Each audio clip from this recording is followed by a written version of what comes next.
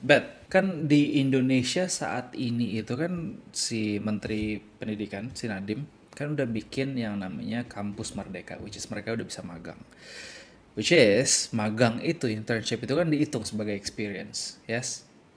Nah, kebanyakan dari mereka itu nggak tahu gimana caranya membuat CV yang benar, ya. Gimana caranya CV yang mereka buat itu bisa tembus di apa namanya dibaca dan mereka dapat interview. Gitu. Lo ada caranya nggak gimana?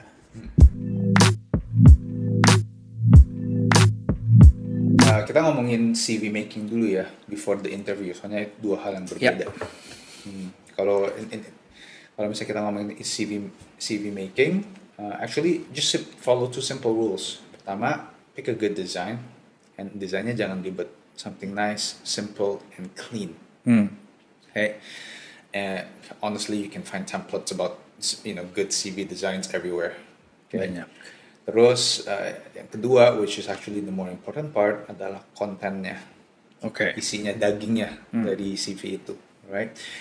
What I see is, especially for maybe fresh grads atau yang mungkin masih baru junior level lah ya, is that desainnya bagus tapi kontennya nggak ada, right? Or kontennya itu literally copy paste atau there's just no description about what you do, right? Now mungkin yang fresh grads yang belum punya pengalaman magang atau magangnya baru sekali dua kali, maybe your next question adalah, well, what do I say? I don't really have much to say about the content of my experience. But actually there's a lot of things that you can say.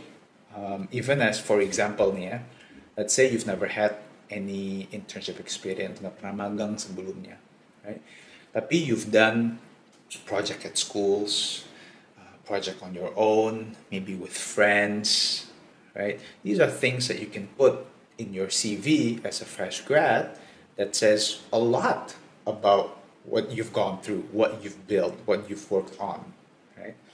And I think that's for a lot of fresh grads, mereka lupa tentang itu, right? And so making sure that besides putting experience, right, you need to put the content of the experience. Lo itu scope-nya apa, role lo apa, yang lo pelajarin apa, output-nya apa, right? These are all very important because with this, gue sebagai recruiternya atau yang lagi ngebaca CV lo, gue bisa ngerti, oh, okay, this person have done this, this person have learned this. Oke. Nah, kalau untuk bikin CV sendiri, ya kita interview masih nanti lah. We'll get to it. Kalau untuk bikin CV sendiri, rule of thumb ya, itu mereka bikin satu halaman cukup, apa 2 halaman atau 3. Karena gini, oke lah kalau misalnya fresh grads yang mereka belum punya pengalaman, mungkin 1 halaman juga cukup gitu ya. Tapi kan ada juga orang-orang yang lagi kuliah tapi mereka projectnya banyak tuh. Habis itu ada magang lagi apa segala macam, dan mereka descriptions itu kan kalau 1 halaman ya lu kan kecil-kecil doang kan. Bisa nggak dibikin 2 halaman atau kebanyakan atau gimana saran lo? When I was in school, gue tuh diajarin 1 halaman, but I don't believe that anymore. Okay. Based on my experience now as a recruiter ya. If you're a fresh grad and you don't have a lot of experience to say, udah 1 halaman cukup lah ya. Tapi if you have done a lot of things and you want to showcase that experience, show it. But the important part here is kalau misalnya memang 2 halaman, make sure it's relevant to what you're applying for. Kalau misalnya projectnya, let's say you're an engineer, okay, you want to apply to a software engineer to a tech company. Tapi project that you put itu related to extracurricular kayak main bola atau project lain yang mungkin nothing related to do with being a software engineer, then don't put it. Tapi kan bisa aja kayak misalnya olahraga gitu kan, showcase your leadership. Misalnya dia jadi kapten, gimana cara dia manage timnya atau segala macam. It counts, right? It does count, yeah. But I think as a little section about your interests is enough. Jadi lebih yang relevan lah sama apa yang lo apply gitu. Oke. Nah sekarang kalau misalnya kita ngomongin struktur dulu ya, biasanya biodata tuh penting gak sih? Apa cuma biodata maksud gue itu bukan cuma sekedar nama, nomor telepon, itu penting ya, karena untuk lu sebagai recruiter hubungin dia kan. Tapi kalau misalnya tentang yang kayak a little bit about myself gitu, itu penting ya? Penting. Ya, I think itu menurut gua adalah summary, right? That's part where I think a lot of people would read first. Kita pengen tahu nih a little bit about you, and honestly, menurut gua biodata is important because it says about how well you can communicate, especially on the written form, Oke. right? So itu penting. Terus menurut gua kalau misalnya you have social media pages, LinkedIn, Masukin linknya. masukin. Nah tapi di biodata sendiri tuh ngomongin apa? Kayak my name is da. Habis itu I have experience berapa tahun. Tapi ngomonginnya apa sih harusnya? Itu, and then add on what you aspire to be, Oke. or things that you've learned throughout your time in kuliah misalnya. Oke. Right? The thing about biodata is it's either too short, too long, Iya. Gak bisa in the middle. and you have the freedom to pick. Lo tuh pengen ceritain apa sih tentang lo?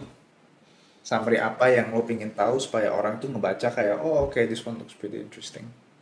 For example, for me, my biodata, when I created my CV when I was, still early in my career, is besides, the usual my name, I tell them that, I've lived across many countries before dulu, right? And essentially what that says is I'm adaptable, right?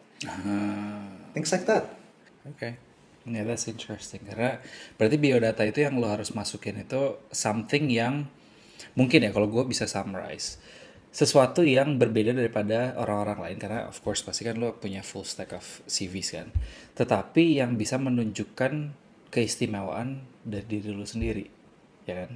Oke, cool. Nah abis itu setelah biodata apakah langsung experience atau pendidikan dulu biasanya atau skills dulu? It doesn't matter. Doesn't matter. It doesn't matter. Oke, soalnya biasanya yang ngomongin panjang descriptions itu kan experience kan. Betul, it doesn't matter. Oke. Reference, how important is references? References is important, but I think as a fresh grad, it's not as important as when you are a professional. Why? Because as a fresh grad, I think a lot of recruiters and a lot of companies know pasti lo ada limitation-nya lah ya.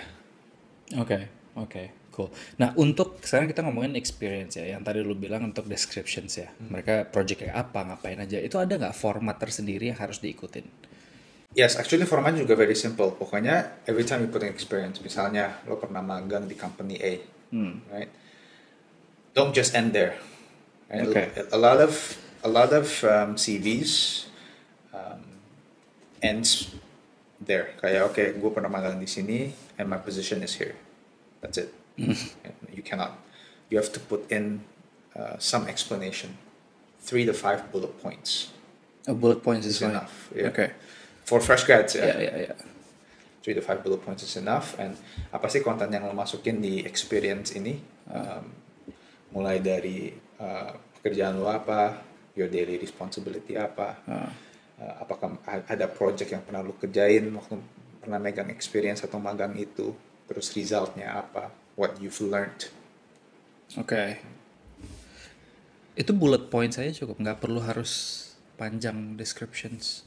Kan bullet points kan bisa aja yang kayak cuma task ABC, habis itu bullet points berikutnya project ini, suruh ngapain ini. Nah, so actually you said it just there. Kalau bullet point itu takutnya lu cuma nulis task doang kan. But a bullet point could be a sentence. Could be. Ya kan? Perbedaannya dengan kalau misalnya you write it in paragraph form, kalau di paragraph form itu it's a continuation between one sentence to another. Yeah. Right? Kalau bullet point itu you can talk specifically about sentence A terus sentence B. Right? Tapi di sentence A you can say more than just task. Jadi for example, let's say you're a software engineer. Okay? I worked with friends in the creation of a ERP module misalnya. Ya kan? Or I built mobile application with my friends. misalnya, untuk tes kan, you could expand more, right? Lo ngebikinnya itu mobile application apa, right? Pakai coding language apa, right? Terus goalnya untuk ngebikin itu seperti apa, outcome-nya itu apa, right? There's so much more that you can say besides just saying, oh, I built this, I built that, I did this, I manage project timeline. Oh, projectnya apa, timelinenya seperti apa, nah seperti itu.